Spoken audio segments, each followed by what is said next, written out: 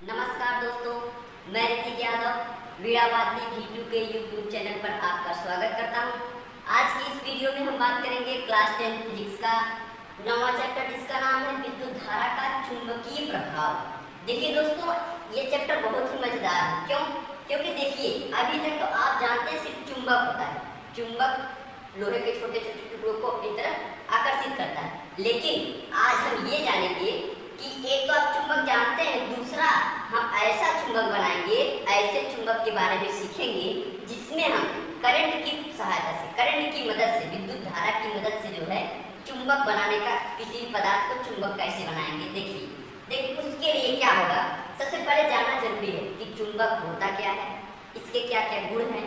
ठीक, चुंबक के बारे में जानना जरूरी है। उसके बाद हम पढ़ेंगे कि विद्युत धारा किस माध्यम से कैसे चुंबकीय प्रभाव को उत्पन्न किया जाए। तो इसके लिए पहले इनके प्रभाव को पढ़ा जाए, क्या होता है ये। तो आइए देखते हैं, पहला हमारा हेडिंग है चुंबक तथा चुंबकत्व किसे कहते हैं।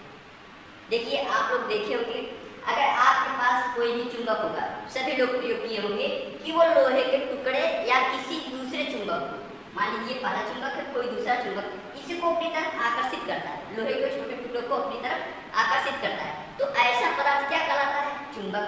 सिंपल था।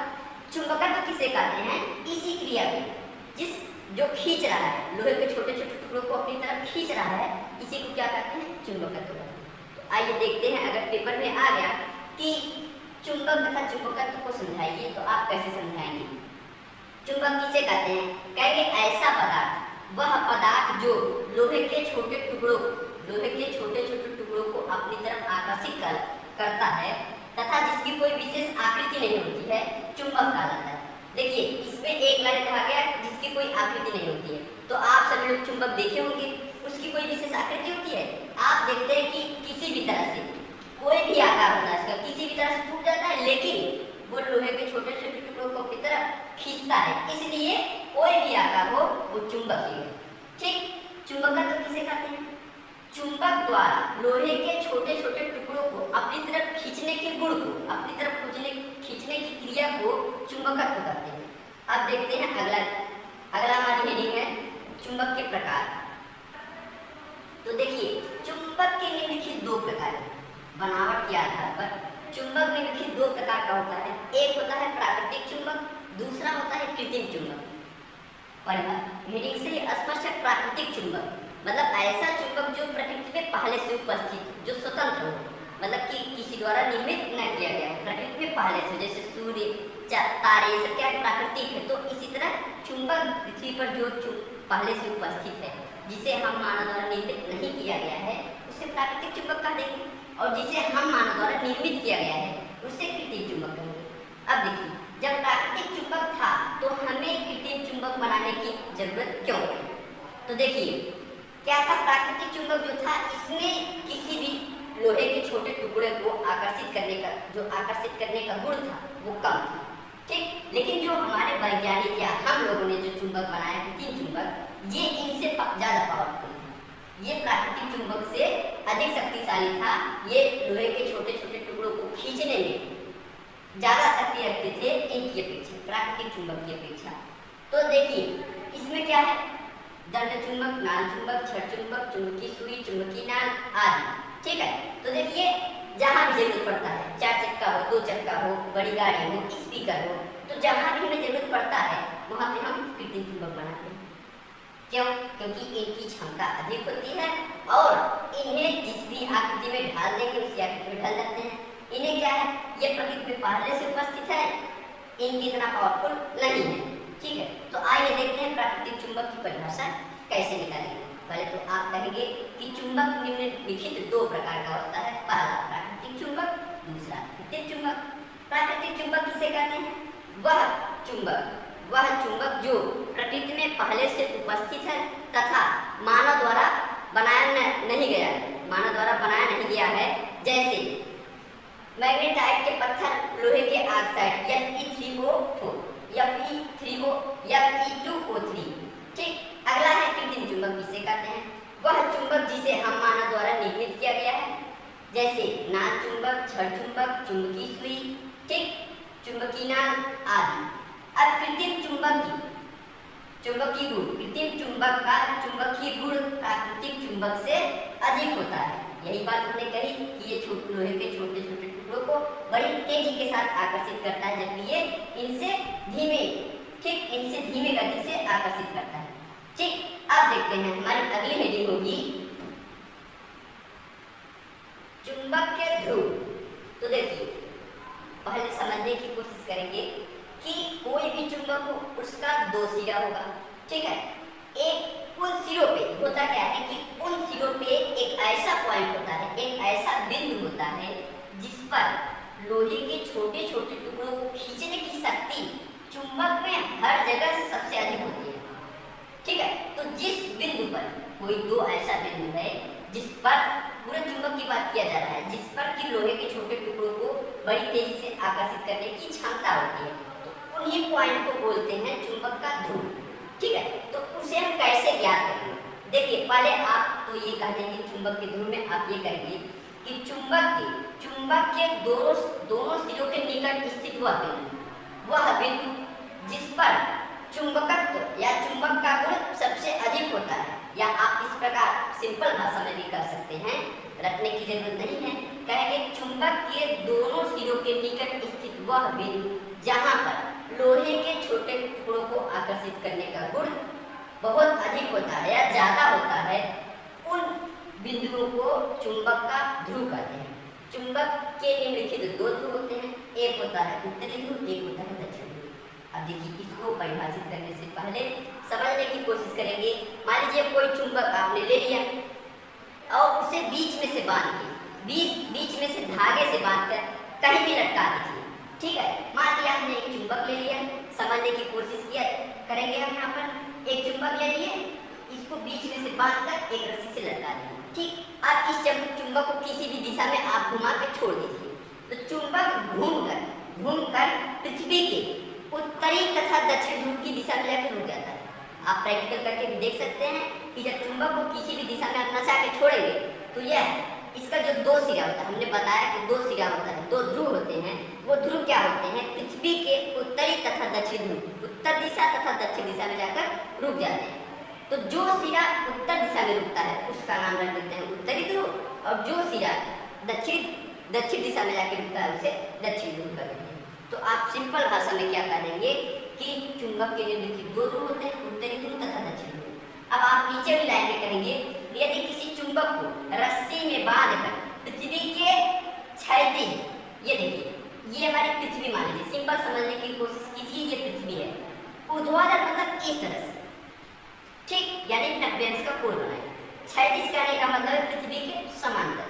तो मान लीजिए कोई चुंबक है, हम पृथ्वी पे खड़े हैं, चुंबक को इस तरह से लेंगे तो ये हमारा क्या हो जाएगा? क्षैतिज हो जाएगा, ठीक। तो क्षैतिज लेकर उसे रस्सी में बांधकर लटका दिए, तो चुंबक जो है पृथ्वी के उत्तरी दिशा तथा दक्षिण दिशा में जाके ठहर जाता है या रुक जाता है। चुंबक का जो सिरा उत्तर दिशा में रुकता है उत्तरी ध्रुव, जो सिरा दक्षिण दिशा में रुकता है उसे दक्षिणी ध्रुव कहते हैं, ठीक। और इन ध्रुवों को मिलाने वाली रेखा चुंबकीय अक्ष कहलाती है।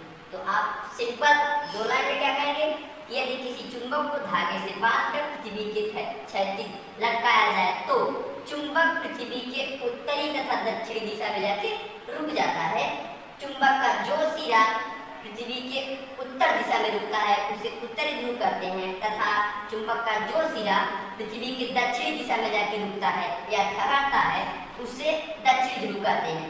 दोनों चुंबक के दोनों ध्रुवों को मिलाने वाली रेखा चुंबकीय अक्ष कहलाती है, ठीक। अब हमारी अगली हेडिंग होगी, अगली हेडिंग है चुंबक के गुण। तो देखिए, कहेंगे कि चुंबक के निम्नलिखित प्रकार के गुण हैं। पहले समझने की कोशिश करेंगे। मान लीजिए कोई एक प्रकार का चुंबक है, तो इसका चुंबकत्व मतलब कि लोहे को आकर्षित करने का गुण सबसे अधिक ध्रुवों पर होता है। एक नॉर्थ पे होता है, एक साउथ पे होता है पूरे चुंबक में। दूसरा क्या है कि यहाँ पर चुंबकत्व कम होता है, यहाँ की अपेक्षा यहाँ सबसे अधिक होता है चुंबकत्व, लोहे को खींचने आकर्षित करने का गुण सबसे अधिक नॉर्थ और साउथ ध्रुवों पर होता है। मध्य में कम होता है, लेकिन चुंबक के बीच में शून्य होता है, ठीक। तो पहला क्या कहेंगे चुंबक के गुण में? पहला ये कहेंगे कि चुंबक के ध्रुवों पर चुंबकत्व सबसे अधिक तथा मध्य में कम चुंबक के बीच में शून्य होता है। दूसरा क्या है? दूसरा ये है कि यदि मान लीजिए दो चुंबक है, दोनों का ध्रुव नॉर्थ साउथ है, अगले चुंबक का साउथ और नॉर्थ है, तो देखिए जब दोनों चुंबक को समीप लाएंगे, अगर साउथ साउथ होगा या नॉर्थ नॉर्थ होगा तो दोनों चुंबक क्या होंगे? एक दूसरे से दूर हटेंगे। ठीक है, ये भी दूर भागेगा, ये भी दूर भागेगा नीचे, यानी कि सेम नहीं आना चाहिए, सेम ध्रुव उत्पन्न नहीं होना चाहिए। अगर नॉर्थ यहाँ पर है, नॉर्थ यहाँ पर नहीं होना चाहिए। अगर नॉर्थ नॉर्थ आ गया या साउथ साउथ ध्रुव आ गया तो दोनों एक दूसरे को प्रतिकर्षित करेंगे, दूर हटेंगे। और देखिए यदि उल्टा ध्रुव आ गया, एक का साउथ ध्रुव एक के नॉर्थ ध्रुव के समीप हो जाए, या एक चुंबक का नॉर्थ ध्रुव दूसरे चुंबक के साउथ ध्रुव के समीप होगा तो दोनों एक दूसरे को आकर्षित करेंगे। ठीक है, एक दूसरे को अपनी तरफ खींचेंगे। तो देखिए इस फिगर से हमें क्या मिलता है? चुंबक के गुण का दूसरा हम लिखेंगे, क्या लिखेंगे? कहेंगे कि समान प्रकार के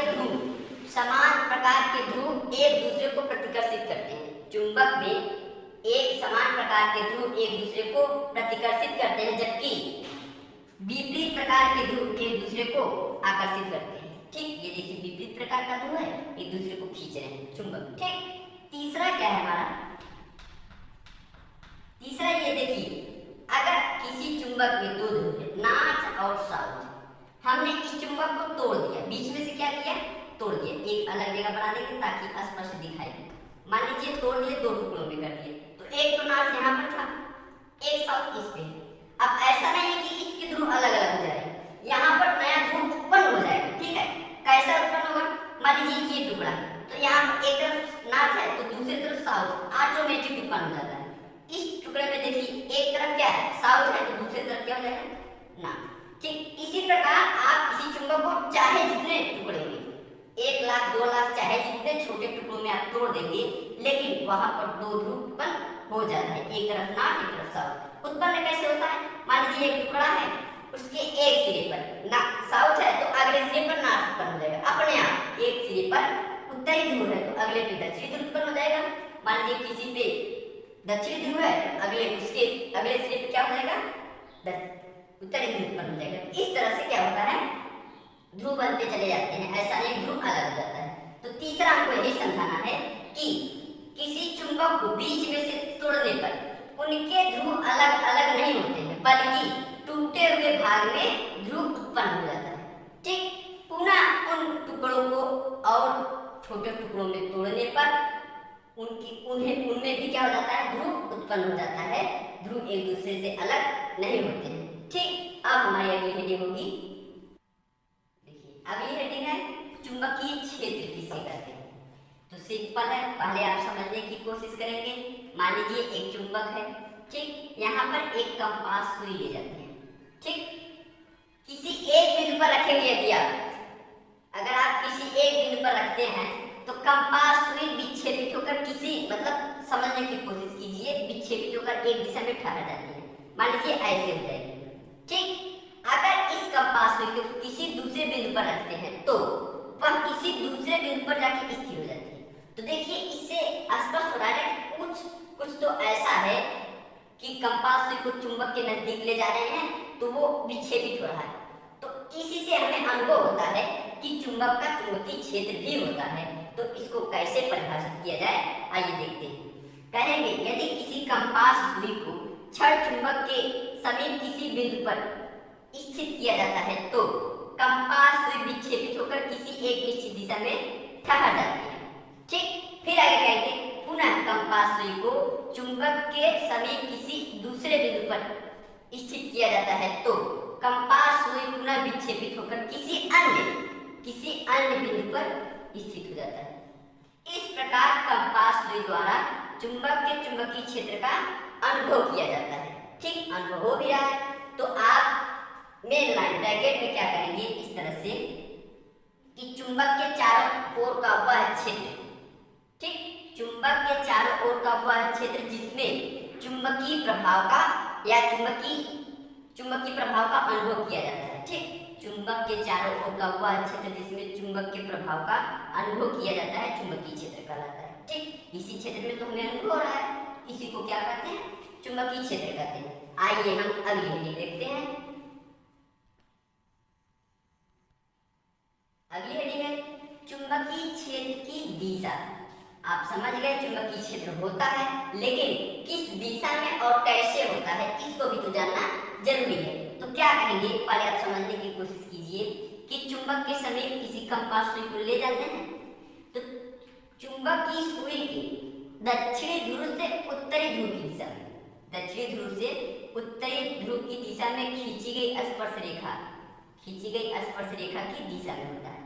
मान लीजिए कोई कंपास सुई है, ये इस तरह से किसी चुंबक के समीप ले गए। थोड़ा सा समझने का प्रयास करेंगे कि इस कंपास सुई की, देखेंगे कंपास सुई को इसी कर लिए पृथ्वी के दक्षिण दिशा से, मान लीजिए इधर दक्षिण दिशा है, दक्षिण दिशा से उत्तर दिशा, इधर उत्तर दिशा है, दक्षिण दिशा से उत्तर दिशा की ओर खींची गई स्पर्श रेखा की दिशा में होता है। तो देखिए इस तरह से हुआ नहीं, इस तरह से हुआ, तो देखिए यहाँ पर इसी तरह से ऐसे बनते हैं, दक्षिण दिशा से इस तरह से, दक्षिण दिशा से उत्तर की दिशा में, इस तरह से सभी बल रेखाएं होती हैं ऐसे। ठीक, तो देख रहे हैं वही बात कहा गया है। तो इसे समझने के लिए आप कहेंगे क्या परिभाषा में, चुंबकीय क्षेत्र की दिशा किसे कहते हैं, कहेंगे किसी कंपास सुई को छड़ चुंबक के समीप ले जाने पर। कंपास सुई के दक्षिण दिशा से, दक्षिण दिशा से उत्तर दिशा की तरफ खींची गई स्पर्श रेखा की दिशा में होता है। ठीक, जिस तरह से ये दिखाई देता है उसी तरह से हमारा क्या होता है, चुंबकीय क्षेत्र भी होता है। ठीक, अब हमारी अगली हेडिंग है चुंबकीय क्षेत्र की तीव्रता। देखिए अगली हेडिंग है चुंबकीय क्षेत्र की तीव्रता। अगली हेडिंग हमारी क्या है, चुंबकीय क्षेत्र की तीव्रता। अब इस हेडिंग में हम बात करेंगे कि इसकी तीव्रता क्या होती है। क्षेत्र तो ऊपर हो गया, इसकी दिशा भी ऊपर हो गई, इसकी तीव्रता क्या होती है, ये हमारी हेडिंग है। इसके लिए हमने एक फार्मूला लिख दिया है, F = I/BL sin theta. I क्या है, किसी चालक तार, मान लीजिए ये हमारा क्या है चालक। पहले देखिए आप फार्मूला और फिगर को समझने का प्रयास करेंगे, परिभाषा हम आपको रटे बिना रटे बताएंगे। ठीक, देखिए ये चालक हो गया, ये हमारा क्या हो गया, चुंबकीय क्षेत्र हो गया, ये हमारा एक चुंबक हो गया मान लीजिए, और जब चुंबक है तो उसके चारों तरफ एक चुंबकीय क्षेत्र उत्पन्न होगा। तो ये हमारा क्या है, चुंबकीय क्षेत्र, चुंबकीय क्षेत्र हो गया। समझने का प्रयास करेंगे। देखिए आई क्या है, हमने एक फार्मूला बना दिया, इसी को रटना है, फिगर को समझना है। देखिए आई क्या है, इस चालक में प्रवाहित धारा। ठीक, एक हो गया। बी क्या है, चुंबकीय क्षेत्र, ये जो हम चुंबक के समीप लेके रखे हैं। ठीक, ये क्या है बी, इसमें प्रवाहित धारा क्या है आई। ठीक, आगे यह क्या है, चालक तार की लंबाई, यहाँ से मान लीजिए यहाँ तक की लंबाई क्या है, यह इस चालक की लंबाई। साइन थीटा क्या है, ये जो चालक है और चुंबक है, देखिए चुंबक है तो चुंबकीय क्षेत्र है। अब इस चुंबकीय क्षेत्र के लंबवत मतलब 90 अंश, चुंबकीय क्षेत्र के लंबवत यानी कि 90 अंश, वही हमारा क्या है साइन थीटा है। तो देखिए अगर साइन थीटा का मान अगर 90 रखते हैं यानी कि लंबवत रखते हैं, चुंबकीय क्षेत्र के लंबवत रखेंगे तो साइन थीटा का मान 1 हो जाएगा। आई उस चालक में 1 एम्पीयर का धारा प्रवाहित करें, यह एकांक लंबाई का हो, मतलब कि 1 मीटर हो चाहे 1 सेंटीमीटर हो। ठीक, तो इसका भी मान आई का मान 1 मान ले, यल का मान 1 मान ले, साइन थीटा का मान 90 मान ले। तो देखिए आई का मान 1 हो जाता है। ठीक, बी का मान हमने वैसे रख दिया, एल का मान 1 मान लिया, साइन थीटा के स्थान पर साइन 90 हो गया। साइन उसी को नीचे रखते हैं, 1 बी गुणे 1 साइन थीटा का मान 1 हो जाता है। ठीक, तो 1 1 1 सबका गुणा करेंगे 1 आएगा, बी में गुणा करेंगे एफ का मान बी आ जाएगा। ठीक, अब इसी से हमको परिभाषा निकालनी है, इसका मात्रक निकालना है, अच्छे से समझना है। तो क्या करेंगे आप, तो देखिए यहाँ पर थीटा अगर 90 लेते हैं तो इसका मतलब ये है, एक लाइन में समझने की कोशिश करेंगे कि चुंबकीय क्षेत्र के लंबवत अगर 90 लेते हैं तो क्या करेंगे, चुंबकीय क्षेत्र की तीव्रता पे कहेंगे यदि किसी चालक तार को चुंबक के चुंबकीय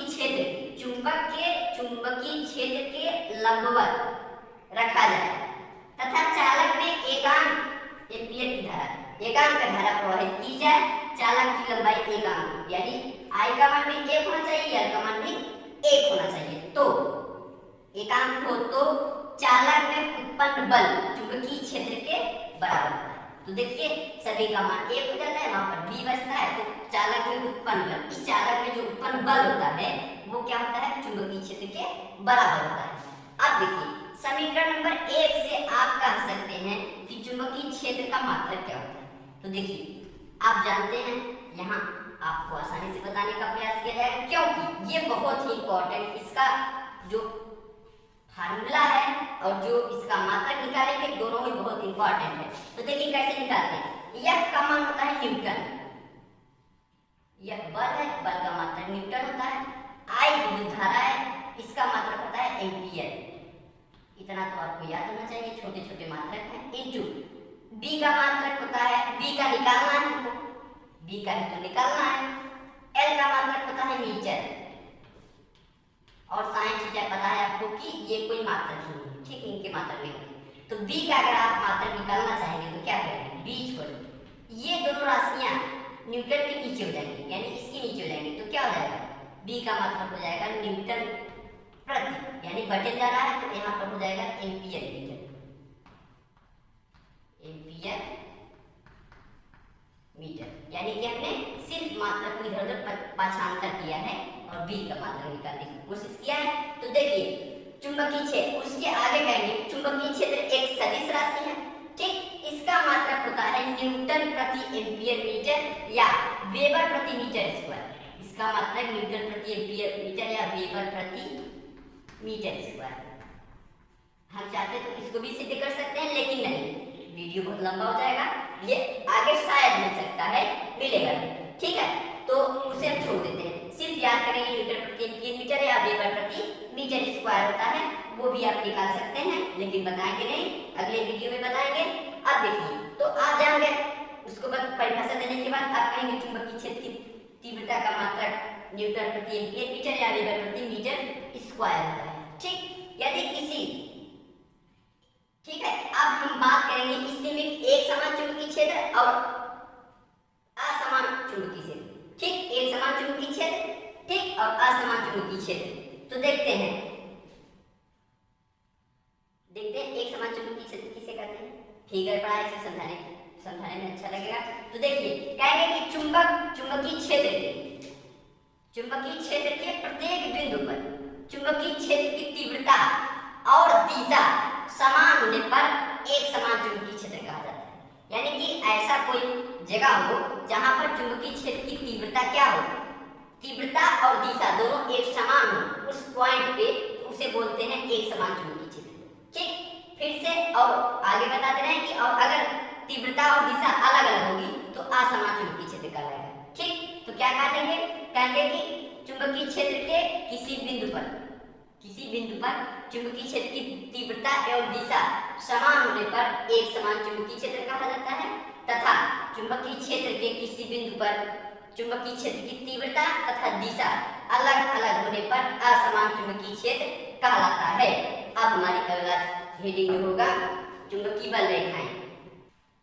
देखते हैं अगली हेडिंग है हमारा चुंबकीय बल रेखाएं किसे कहते हैं, चुंबकीय बल रेखा क्या होती है। तो देखिए ये जो रेखाएं आपको दिख रही हैं इसी को बोलते हैं चुंबकीय बल रेखाएं। इसको कैसे परिभाषित करें, तो देख रहे हैं आप चुंबकीय क्षेत्र में, ठीक, चुंबकीय क्षेत्र में है तो आप सिंपल सा करेंगे किसी चुंबकीय क्षेत्र में स्थित चुंबकीय बल रेखाएं वे काल्पनिक रेखाएं होती हैं। देखिए काल्पनिक बोला गया, क्यों, क्योंकि क्या इसको किसी ने देखा है, नहीं, सिर्फ कल्पना की जा रही है कि उसके चुंबक के दक्षिण ध्रुव से कोई रेखा निकल रही है जो बाहर से होते हुए चुंबक के उत्तरी ध्रुव में जा रही है, ठीक, और चुंबक के अंदर उत्तरी ध्रुव से दक्षिण ध्रुव की तरफ जा रही है, एक वक्र बना रही है, ठीक। सिर्फ आप यहाँ पर कल्पना किया जा रहा है, किसी को आज तक ये दिखा नहीं, ठीक। तो इसलिए चुंबकीय बल रेखाओं की परिभाषा बताते समय हम यही करते हैं, चुंबकीय बल रेखाएं किसे कहते हैं, कहेंगे किसी चुंबकीय क्षेत्र में चुंबकीय बल रेखाएं वे काल्पनिक रेखाएं होती हैं जो उस स्थान में चुंबकीय क्षेत्र को प्रदर्शित करती हैं, अविरत प्रदर्शित करती हैं, मतलब देखिए मान लीजिए कोई बल रेखा है, तो इस स्थान पर इस चुंबक का चुंबकीय क्षेत्र बता रही है, नहीं बता रही है कि यहाँ पर अगर आप उनका टुकड़ा ले जाएंगे खींचेगी इसे, बता रही है इसलिए, और ये लगातार प्रदर्शित कर रही है, ऐसा नहीं कि कभी प्रदर्शित करेगी कभी नहीं प्रदर्शित करेगी। इसलिए हम कहते हैं कि चुंबकीय क्षेत्र, किसी चुंबकीय क्षेत्र में स्थित चुंबकीय बल रेखाएं वे काल्पनिक रेखाएं होती हैं जो उस बिंदु पर चुंबकीय क्षेत्र को अविरत प्रदर्शित करता है। अविरत प्रदर्शित मतलब लगातार प्रदर्शित करता है, तथा उस चुंबकीय बल रेखा के किसी भी बिंदु पर खींची गई स्पर्श रेखा, किसी भी बिंदु पर खींची गई स्पर्श रेखा उस बिंदु पर चुंबकीय क्षेत्र की तीव्रता को प्रदर्शित करता है। ठीक, मतलब कि यहाँ पर आप कोई रेखा खींचेंगे तो वो बताएगा कि यहाँ पर कैसी तीव्रता है। ठीक, अब देखिए आगे क्या है, अगला इसके नीचे फिगर है, कहेंगे कि देखिए पहले एक बार समझने की कोशिश करेंगे। देखिए चुंबक के जो समीप होता है, जो बल रेखाएं निकलती हैं, चुंबकीय बल रेखाएं, वो चुंबक के कारण निकलती हैं कि चुंबक के दक्षिणी ध्रुव से निकलेगी, उत्तरी ध्रुव की तरफ जाएगी। ठीक, इस तरह से होती है। ठीक, लेकिन चुंबक से दूर क्या बात कर रहा है, चुंबक से दूर क्या होता है कि पृथ्वी के चुंबकीय क्षेत्र से होता है। ठीक, पृथ्वी के चुंबकीय क्षेत्र से होता है, तो दूर पृथ्वी के चुंबकीय क्षेत्र समीप चुंबकीय क्षेत्र की वजह से बल रेखाएं निकलती हैं, लेकिन उनके बीच में एक ऐसा भी पॉइंट होता है जहां पर बल रेखाओं की संख्या शून्य होती है, कोई भी बल रेखाएं नहीं गुजरती, उस बिंदु को बोलते हैं उदासीन बिंदु। ठीक, और उस उदासीन बिंदु पर चुंबक का चुंबकीय क्षेत्र और पृथ्वी का चुंबकीय क्षेत्र जो है वो दिशा में विपरीत और परिमाण में समान होता है। इसलिए क्या होता है, उदासीन बिंदु पर चुंबकीय बल रेखाओं की चुंबकीय क्षेत्र क्या होता है, नगण्य होता है। ठीक, तो हम इसको कैसे परिभाषित करेंगे, उसके नीचे कहेंगे, पहले कहेंगे उसके बाद फिगर बनाएंगे। कहेंगे कि चुंबक के समीप बल रेखा है चुंबक के चुंबकीय क्षेत्र के कारण, तथा चुंबक से दूर बल रेखाएं पृथ्वी के चुंबकीय क्षेत्र के कारण होती है। ठीक, इन बल रेखाओं के बीच में दो ऐसे बिंदु होते हैं जहां पर बल रेखाओं की संख्या शून्य होती है। ठीक, बल रेखाओं की संख्या शून्य होती है। उस बिंदु को उदासीन बिंदु कहते हैं। ऐसे भी बिंदु होते हैं जहां पर चुंबकीय बल रेखाएं शून्य होती हैं, उस बिंदु को उदासीन बिंदु कहते हैं। उदासीन बिंदु पर चुंबक का चुंबकीय क्षेत्र तथा पृथ्वी का चुंबकीय क्षेत्र दिशा में, देखिए दिशा में क्या है, विपरीत है। देखिए एक इधर जा रहा है, एक इधर जा रहा है, तो दिशा में विपरीत तथा परिमाण में समान होता है, परिमाण में बराबर तथा दिशा में विपरीत होता है। इसलिए मोटी लाइन में आप कहेंगे अतः उदासीन बिंदु पर चुंबक का चुंबकीय क्षेत्र या उदासीन बिंदु पर चुंबकीय क्षेत्र शून्य होता है। ठीक, अब देखते हैं इन बल रेखाओं से भी कुछ स्पष्ट हो रहा है। देखिए क्या स्पष्ट हो रहा है कि जो चुंबक का ध्रुव है उससे जो बल रेखाएं निकलती हैं, चुंबक के दक्षिणी ध्रुव से निकलते हुए, चुंबक के बाहर की बात किया जा रहा है, कोई चुंबक है मान लीजिए इस तरह से, उसके बाहर की बात कर रहे हैं, चुंबक के दक्षिणी ध्रुव से निकलकर उत्तरी ध्रुव की तरफ जाती है। ठीक, और उसके अंदर चुंबक के अंदर उत्तरी ध्रुव से दक्षिणी ध्रुव की तरफ जाती है, इस प्रकार। ठीक, तो आप आज से जान गए कि चुंबक में बल रेखाएं कैसे उत्पन्न होती हैं, चुंबक की चुंबकीय क्षेत्र कहां से कहां तक होता है, कहां पर अधिक होता है, कहां पर कम होता है, इसके बारे में आज हम आप लोगों को बता दिए। अब इसके आगे हम अगले वीडियो में बात करेंगे।